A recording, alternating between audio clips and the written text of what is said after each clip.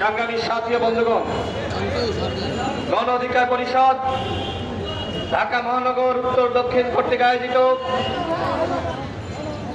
আজকের এই ফ্যাসিবাদ প্রতিরোধী গণসমাবেশ এবং গণমিছিল, আজকের এই সমাবেশের সম্মানিত সভাপতি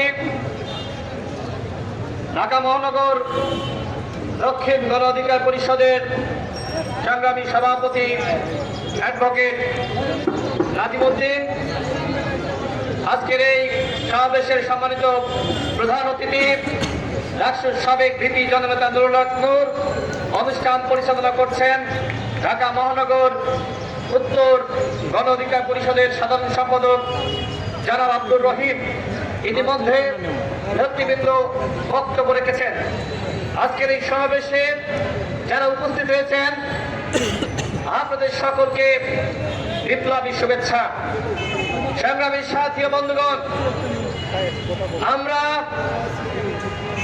ডক্টর ইউনূস সাহেবকে আমরা শুরুতেই বলেছিলাম, আপনার 1 নম্বর দায়িত্ব আওয়ামী লীগকে নিষিদ্ধ করা।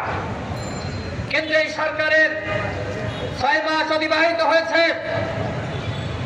এখনো পর্যন্ত তারা আওয়ামী লীগকে নিষিদ্ধ করে নাই। আজকে ডক্টর ইউনূস সাহেব বলেছেন, গণহত্যার বিচার না করলে, শেখ হাসিনার বিচার না করলে জাতি আমাদেরকে ক্ষমা করবে না।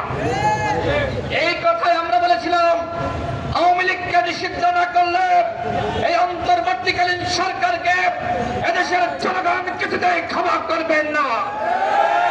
আওয়ামী লীগকে নিষিদ্ধ না করলে এই 2000 শহীদের সাথে বেইমানি করা হবে। আপনারা দেখেছেন জাতিসংঘ তারা বাংলাদেশে যে গণহত্যা পরিচালিত হয়েছে তার উপরে বিস্তারিত রিপোর্ট প্রকাশ করেছে। সেখানে শেখ হাসিনাকে ফ্যাসিস্ট হিসেবে উল্লেখ করা হয়েছে।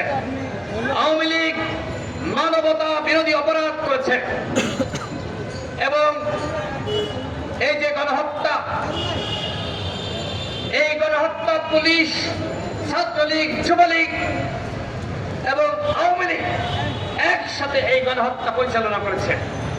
আপনারা ছাত্রলীগকে নিষিদ্ধ করেছেন, কেন এখন পর্যন্ত যুবলীগকে, বাংলা লীগকে নিষিদ্ধ করলেন না? কেন শ্রমিক লীগকে নিষিদ্ধ করলেন না?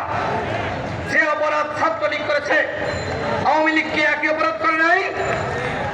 আওয়ামী লীগ ছিল গণহত্যার পরিকল্পনাকারী, সুতরাং সবার আগে দরকার ছিল আওয়ামী লীগকে নিষিদ্ধ করা।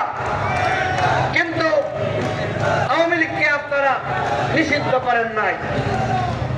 গণ অধিকার পরিষদ আপনারা দেখেছেন, আমরা শুরু থেকেই গণহত্যার বিচার এবং আওয়ামী লীগের নিষিদ্ধের দাবিতে প্রতিবাদ জানিয়ে আসছি।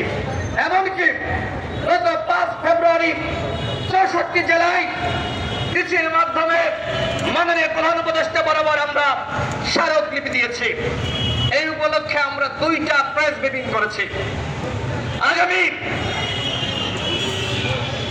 19 ফেব্রুয়ারি জেলায় জেলায় আমরা বিক্ষোভ মিছিল এবং বিক্ষোভ সমাবেশের আহ্বান করেছি। কেন? আওয়ামী লীগকে নিষিদ্ধ করার দাবিতে এবং গণহত্যার বিচার, গণহত্যাকারীদের গ্রেফতারের দাবিতে।